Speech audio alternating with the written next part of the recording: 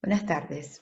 Antes que nada quisiera agradecer a nuestra colaboradora, la doctora Viviana Fabre, quien en nombre de las autoridades de la SAEM me invitará a dar esta charla. Muchas gracias. En la primera parte de esta charla les voy a contar los primeros resultados de un estudio clínico sobre estrés prenatal que estamos realizando acá en Múnich desde el año 2016. Y en la segunda parte les mostraré los resultados preliminares de un estudio similar que realizamos en la maternidad Sardá en el 2018. El título de esta charla es Biomarcadores no invasivos del impacto del estrés gestacional sobre el desarrollo del recién nacido. La charla la voy a dar en castellano, pero pido disculpas que la mayoría de las diapositivas están en inglés. Las mujeres embarazadas, como cualquier otro sujeto, pueden estar expuestas al estrés diario o al estrés psicosocial, y ahora hay pocas dudas de que este estrés afecta el desarrollo del bebé. Por ejemplo, en una revisión reciente de la literatura, muestra que las mujeres embarazadas que estuvieron expuestas al estrés psicosocial durante el tercer trimestre del embarazo, tienen bebés que muestran menos reactividad afectiva infantil a los 5 meses, mayor reactividad temperamental infantil a los 6 meses, asociación positiva en lactantes con arritmia sinusal respiratoria a los 8 o 10 meses, mayor afectividad negativa infantil a los 24 meses y mayor intensidad de reacción en niños a los 24-30 meses. Lo que esto implica es que los efectos del estrés prenatal son fundamentalmente a niveles cognitivo y temperamental.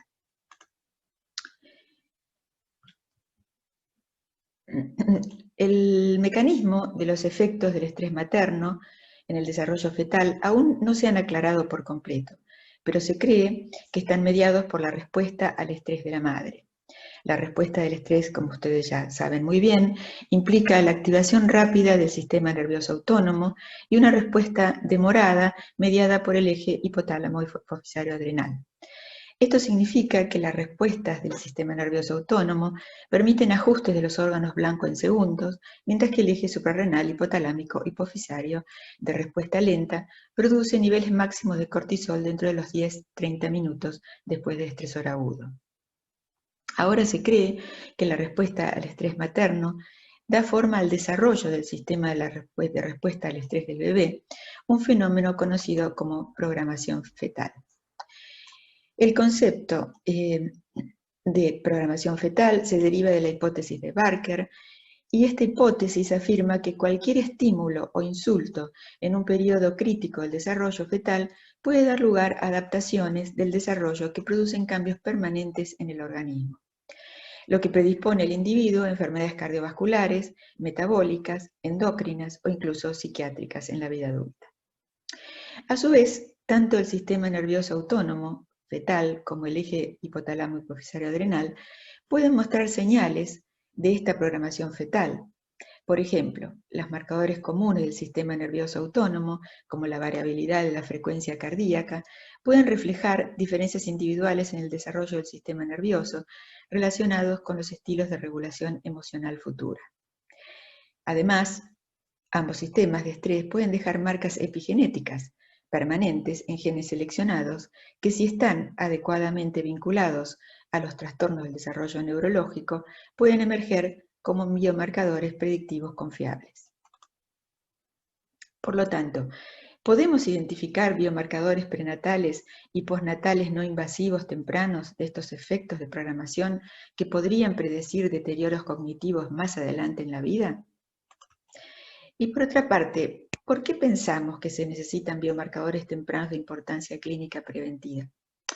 Debido a que a menudo ocurre que la situación de estrés no se detecta a tiempo, o que la madre lactante no es consciente del posible efecto del estrés en el resultado negativo de su bebé. Con mayor frecuencia, los resultados negativos en los niños se descubren muchos años después, desperdiciando muchas oportunidades y años de programas de estimulación adecuados. De hecho, varios estudios informaron que se detectaron varios trastornos del desarrollo en edad escolar en niños aparentemente sanos. Los ensayos de screening, informados por varios autores, realizados en niños de 0 a 5 años de edad, mostraron una prevalencia de trastornos de la comunicación del 16 al 20% y retrasos en el desarrollo global. Se ha sugerido que la latencia entre la exposición al estrés y la aparición de la enfermedad apunta al hecho de que los insultos tempranos desencadenan cambios estables que tienen el potencial de manifestarse más adelante en la vida. Con estas ideas en mente y junto con la doctora Silvia Lofmayer del Departamento de Obstetricia y Ginecología de la Klinikum Recht der Isar de la Universidad Técnica de Múnich, diseñamos este proyecto que llamamos FELICITE y que es el acrónimo de Fetal Early Non-Invasive Biomarkers of Chronic Maternal Stress During Pregnancy Resulting in Alterations of Infant Cognitive Development, con el objetivo principal de obtener una combinación de medidas fisiológicas no invasivas que, si se vinculan inequívocamente con el estrés materno y con el resultado del desarrollo neurológico del niño, pronosticarán oportunamente los trastornos adversos del desarrollo postnatal que se pueden prevenir si el bebé participa en programas de estimulación temprana. Nuestra hipótesis entonces es que los efectos ocurridos que se ocurren por el estrés prenatal muestran alteraciones del sistema nervioso autónomo y que el estrés prenatal podría estar relacionado con cambios epigenéticos perinatales. Para evaluar el sistema nervioso autónomo usamos PRCA, que es el acrónico de Phase Rectified Signal Averaging Analysis, que es una técnica de procesamiento de señales biológicas complejas que se aplicó originalmente a los registros de electrocardiogramas en adultos y que el grupo de la doctora Lofmayer utilizó por primera vez para electrocardiogramas fetales. El análisis de la variabilidad de la frecuencia cardíaca revela información sobre el estado funcional del sistema nervioso autónomo. Como mencioné anteriormente, ambos sistemas de respuesta al estrés pueden modular la transcripción génica a través de cambios epigenéticos. Como saben, los mecanismos epigenéticos cambian la actividad o expresión génica, alterando la organización cromatínica sin modificar el código genético del ADN. La marca epigenética más estudiada es la metilación del ADN, que implica una modificación química directa sobre una base de citosina que se encuentra secuencialmente adyacente a una base de guanina, o sea, un par llamado dinucleótido CpG. La mayoría de los estudios encontrados en la literatura se realizaron interrogando genes candidatos, excluyendo así a una gran cantidad de genes. Por lo tanto, en este estudio utilizaremos el enfoque de estudios de asociación Epigenome-Wide, EWAS, que permite evaluar la metilación específica de locus en todo un genoma ancho o amplio. Empleando el EPIC-BET-Chip de Illumina podemos evaluar 850.000 sitios CpG. Esta parte del estudio se encuentra en proceso, por eso hoy les mostraré los resultados que obtuvimos recientemente al emplear PRCA. Pero antes de esto, me gustaría explicar muy brevemente algunos pasos básicos de esta técnica de procesamiento de señales.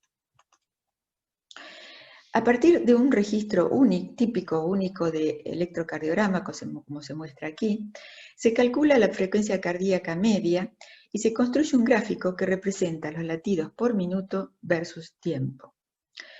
Para el cálculo de la capacidad de desaceleración, cada punto que se detecta que tiene intervalos de frecuencia cardíaca más cortos que el intervalo anterior, se identifica como puntos de anclaje, que en este caso está representado por un círculo rosado. Se seleccionan entonces todos los puntos de anclaje y se define una ventana de tiempo alrededor del punto de anclaje. Los tacogramas se alinean y los puntos de anclaje, y las ventanas se promedian entre sí. La amplitud central caracteriza la capacidad promedio del corazón para acelerar o desacelerar el ritmo cardíaco de un latido al siguiente. Este método supera la limitación de señal no estacionaria y el ruido de fondo típico de la señal de frecuencia cardíaca fetal. La variación de la frecuencia cardíaca fetal refleja una dinámica no lineal compleja cuya pérdida es un signo de reactividad y adaptabilidad reducidas, lo que estaría significando sufrimiento fetal.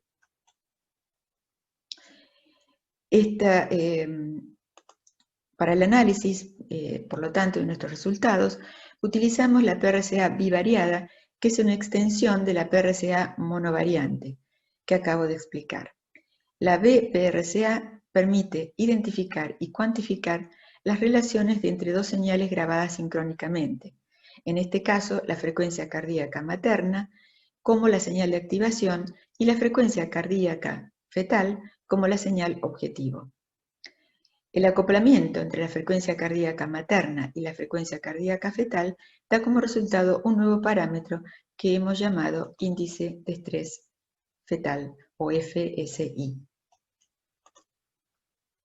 Entonces, básicamente, ¿cómo fue el protocolo de reclutamiento? A todas las mujeres embarazadas que acudieron a la sala de consultas externas del Departamento de Obstetricia y Ginecología del Klinikum Recht der Isar de la TUM, en su tercer trimestre, con al menos 28 semanas de gestación, se le aplicó un cuestionario de Cohen denominado Perceived Stress Scale, adjuntando un breve folleto informativo sobre el estudio. Si se obtuvo un puntaje por debajo de 19, categorizamos a las madres en el grupo control. Y un puntaje igual o superior a 19, las categorizamos en el grupo estrés. 2 semanas y media después del screening, los obstetras realizan un electrocardiograma transabdominal que registra los datos que se utilizarán para el análisis del PRCA. El día del parto se toma una muestra de cabello de por lo menos 3 centímetros de la región del vértice posterior de la cabeza, basándose en una tasa de crecimiento del cabello aproximada de 1 centímetro por mes. El segmento del cabello de 3 centímetros de largo proximal refleja la secreción de cortisol integrada durante el periodo de 3 meses antes de la toma de la muestra. Al momento del parto, se toma una muestra de placenta, así como sangre de cordón y una muestra de saliva del recién nacido para los estudios genéticos. 2 años después, se invita a la madre a regresar a la clínica con su hijo para realizar una prueba neurocognitiva llamada prueba de Bailey, que evalúa las habilidades cognitivas, motoras y de lenguaje del bebé. En la misma visita se toma una nueva muestra de saliva para el análisis epigenético. La sigla BSID que se ve abajo significa Bailey Scale of Infant Development. Nuestro estudio puede definirse como un estudio prospectivo de control combinado y los resultados que les mostraré corresponden al reclutamiento que abarcó 22 meses, desde julio del 2016 hasta mayo del 2018. Se seleccionaron 1.500 pacientes que cumplían con los criterios de inclusión, de los cuales 538 devolvieron el cuestionario PSS. 89 pacientes mostraron una puntuación igual o superior a 19 y fueron categorizados como estresados, y 449 pertenecían al grupo de control. Los criterios de exclusión se aplicaron en esta etapa y dado que ya sabíamos que podíamos esperar un 18 a 20% de madres estresadas, tal como lo indica la literatura, igualamos 1 a 1 por paridad, edad materna y de edad gestacional al ingreso del estudio. En esta tabla vamos a resumir los parámetros sociodemográficos y los resultados perinatales. Como ven acá, entonces el score del PSS-10, por supuesto, era significativo, o sea que las madres con estrés prenatal mostraban un score de 22, a diferencia de las control que mostraban un score de 9. La edad, como comenté anteriormente, la edad al momento del screening y la inclusión y la edad maternal no había diferencia, puesto que esto fue equiparado adrede, pero sí encontramos un aumento del índice de masa corporal, tanto pregestacional como en el momento de la inclusión para las madres estresadas, y luego lo que encontramos es que el grado universitario, el ingreso de la familia, era, digamos, menor en el caso de las madres estresadas, o sea, tenían menor grado universitario y menor ingreso, y también encontramos que había más casos de fumadoras. Los embarazos planificados eran menores en las madres estresadas, y encontramos que había más diabetes gestacional e enfermedades autoinmunes en las madres estresadas. El cortisol en el cabello materno también fue mayor en el caso de las madres estresadas, y el índice de estrés fetal que les comenté anteriormente también fue mayor.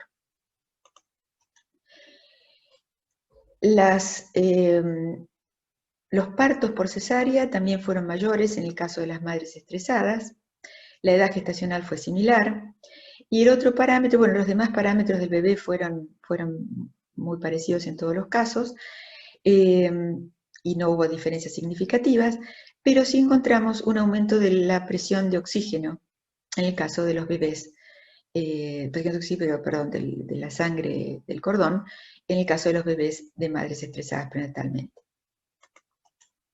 Como ven acá en un diagrama de cajas, se muestra el índice de estrés fetal, que se ve que es mayor en el caso de los bebés de las madres estresadas, en comparación con el grupo control. Es interesante señalar que esta diferencia se mantuvo significativa incluso después del ajuste de las diferencias socioeconómicas relevantes entre ambos grupos, como el índice de masa corporal, el título universitario, los ingresos familiares, el tabaquismo, el embarazo planificado, diabetes y enfermedades autoinmunes.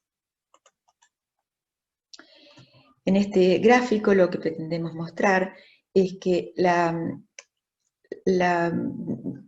el análisis de la frecuencia maternal y fetal, que se muestra en el primer gráfico, son similares. Como verán ustedes, la línea gris, que está prácticamente por debajo de la línea negra, que es el estresado, son similares. O sea, los cambios de frecuencia materna son similares en ambos grupos. Sin embargo, en el panel B, lo que mostramos es que los cambios de frecuencia cardíaca del bebé, en el caso del caso control, que es la línea gris, se mantienen estables con respecto a los cambios en la respiración materna o los cambios en la frecuencia materna.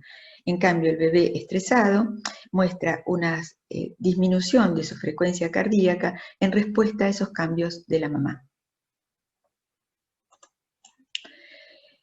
Por lo tanto, podemos decir como conclusiones de esta parte del trabajo, es que las mujeres estresadas mostraron mayores niveles de cortisol en cabello, mayor índice de masa corporal, menor nivel de educación e ingresos, menos embarazos planificados y más partos por cesárea.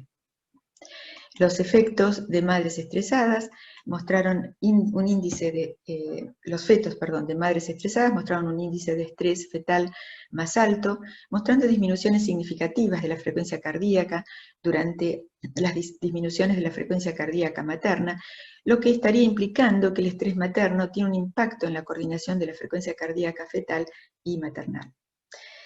Se observó una leve hipoxia fetal al nacer, y validamos nuestra hipótesis de que la programación inducida por estrés prenatal se refleja en los biomarcadores de la actividad del sistema nervioso autónomo, tales como la frecuencia cardíaca materna y fetal.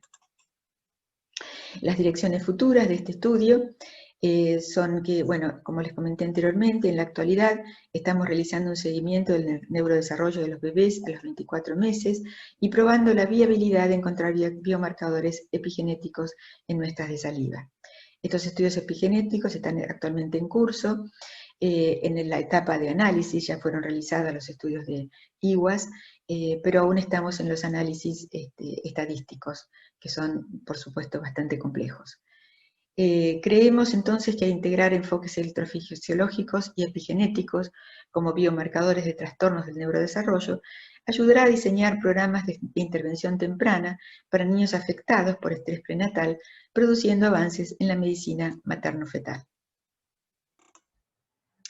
Y por supuesto no quisiera dejar de agradecer a los colaboradores de estos estudios, en especial a la doctora Silvia Lobmeyer en el estudio Felicity, a la doctora Joy Weyrich, a los estudiantes Camila Selgert y Peter Zimmerman, de la Clínica Rex de Riser de la Universidad Técnica de Múnich, y en el Helmholtz Center a la doctora Melanie Waldenberger, la doctora Eva Reichel y la estudiante de doctorado Ritika Sharma.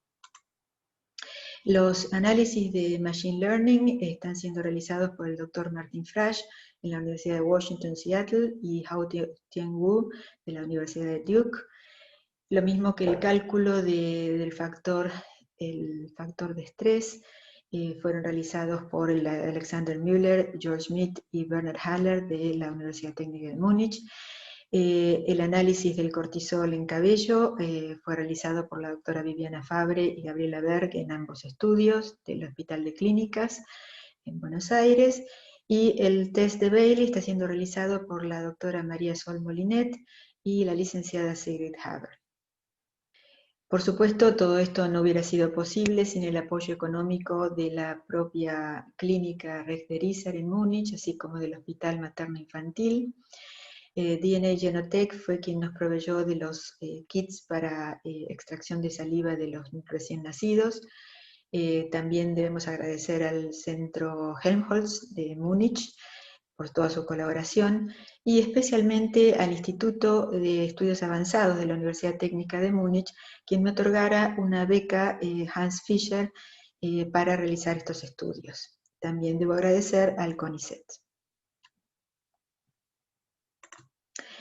Y finalmente quería terminar con este dibujo, ya que coincidimos con la Fundación Maggie Women's Foundation, quien dice que los 9 meses de vida son fundamentales para determinar el futuro de la salud del individuo. Y en ese sentido estamos totalmente de acuerdo con esta frase que dice que las mujeres representan el 51% de la población, pero llevan el 100% del futuro. Bueno, les agradezco mucho su atención y muchas gracias por la invitación.